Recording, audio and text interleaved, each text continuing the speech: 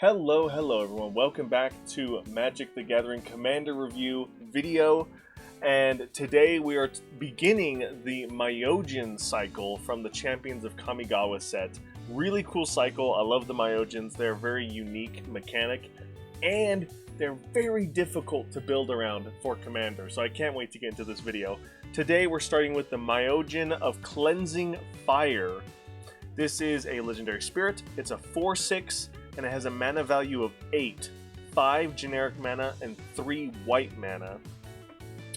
And just to make sure I'm not going to misread anything, I'm going to make sure I read the errata text, just so we're clear. So if I'm reading something that doesn't look like what's on your screen, that's just because this is an older printing of the card. So Myojin of Cleansing Fire enters with a divinity counter on it if you cast it from your hand. Right there is a huge red flag, because if you play this as your commander, you play it from the command zone, not your hand. So, big red flag there. Myojin of Cleansing Fire has indestructible as long as it has a divinity counter on it, which is very nice. And then remove a divinity counter from Myojin of Cleansing Fire. Destroy all other creatures. Absolutely powerful board wipe ability right there. Really cool stuff. So a couple things to note there, and we are going to see this throughout all of the Myojin cards, including the ones from Neon Dynasty. They all have this restriction that they have divinity counters, which give them indestructible, but they only get it if you cast it from your hand. All the Myojins have this restriction, which makes it really difficult to build a commander deck around. Fortunately, there are lots of cards out there, not a lot, let's be real, it's a very small card pool, but slowly and surely there are more cards coming out that will pull the commander from the command zone and put it into your hand. There's a couple lands that does it, there's like an artifact that recently came out that does it. I'm not going to list all of them because that's not the purpose of this video. This video is to explain what the commander does, its rules, and then some deck ideas. So don't expect me to have a slide ready for that. But there are plenty of ways out there, depending on the color you're in, that can either get the commander from the command zone into your hand, or there are ways to put divinity counters on the Myojins outside of casting them. So any of those that you can get for your commander, make sure you get them, because if you use these as your commander, you are going to need them to use their cool abilities. No card rulings for this, and I'm pretty sure there's no card rulings for any of the Myojin, which is really nice. They're very simple. This Myojin really wants to blow up all the creatures at the table. Very powerful. And all the Myojins, I'm going to say that which was taken is going to be the card you want to put in your Myojin decks, because this is one of the ways that you can put divinity counters on other permanents, which is really cool. And then once you do that, then you can remove the divinity counter and do the cool ability. In this case, you're going to blow up all the creatures. All other creatures. And of course, sorry, I'll come back to that. If you put divinity counters on your other creatures, that which was taken gives those creatures or permanents indestructible, which is very important. Really cool. So that's why I picked this card for all the Myojin. The deck idea that I am building around for this Myojin is Super Friends, and that is because Super Friends focuses on a keyword called Proliferate. Proliferate lets you put extra counters on permanents or players. And so if you're able to cast Myojin from your hand, you can then put an extra divinity counter on it.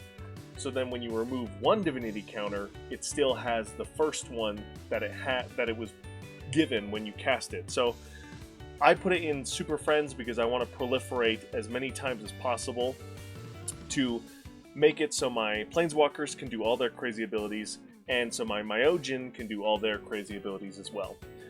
And the cool thing with Planeswalkers is there are enough Planeswalkers out there that you could be flavorful, you could theme your Planeswalker deck around a specific character.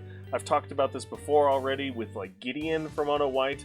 You could do a Johnny for mono white, Elspeth for mono white, a mix of whatever you want because there's plenty of mono white planeswalkers out there. Really cool stuff that you can do, whether it's thematic to a single character or you just want to go mono white, Super Friends, good stuff.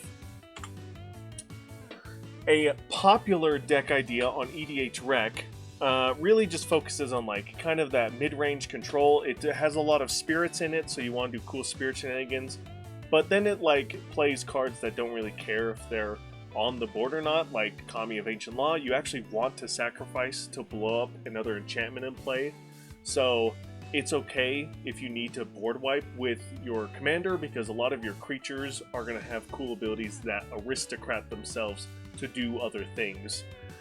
Kindred Boon is another way in mono white that you can put divinity counters on certain creature types that you name. So obviously for this deck you want to do spirits, so you can put those divinity counters on your commander as a backup plan to getting, you know, divinity counters on it.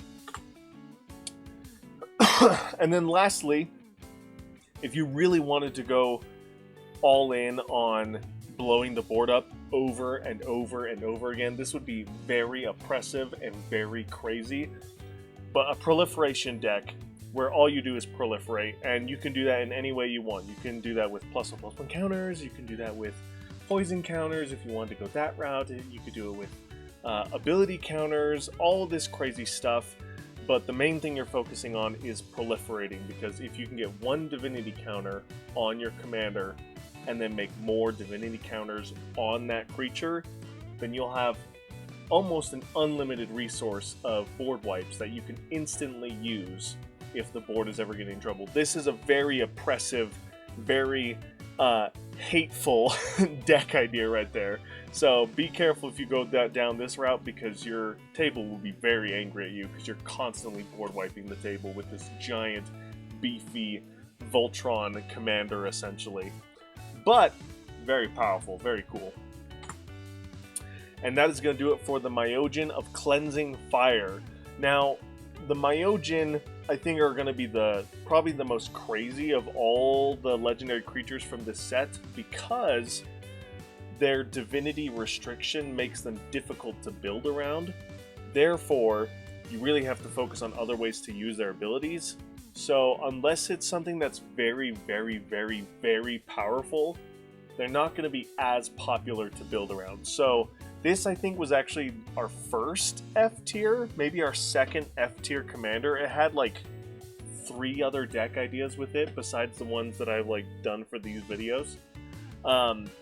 So bear that in mind. If you play this commander, again, you want to have as many ways to get divinity counters on it or to be able to cast it from your hand in the deck. So that does take up card slots that you want to use for other ideas to build around.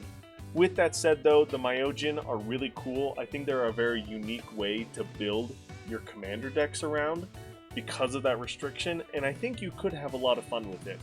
I'm sure going to have a lot of fun with it. I can't wait to play with this one in my Super Friends deck, and I can't wait to hear your guys' comments. If there's anything I missed or I didn't talk about, let me know in the comments below as well.